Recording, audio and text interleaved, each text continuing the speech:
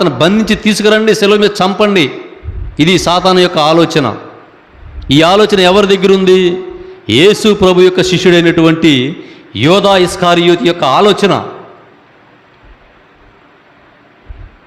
అతి యోధా ఇస్కారియోతు ఆలోచన కాదది, అతనిలో ఉన్న సాతాను యొక్క కుట్రది.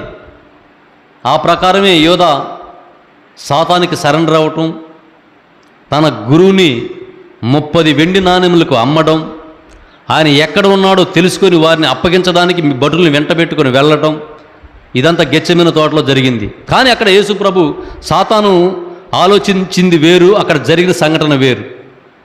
పోండి మీరు పట్టుకోండి అని భటులను పంపిస్తే ఎవరినైతే పట్టుకోవాలనుకుంటున్నారో అతనే ఎదురొచ్చి మీరు ఎవరినైతే పట్టుకోవాలనుకుంటున్నారో అతన్ని నేనే అని చెప్పినప్పుడు యేసుక్రీస్తు సాతానికి ఫీజులు ఎగిరిపోయి ఉంటాయి. ఏంటి మనమేదో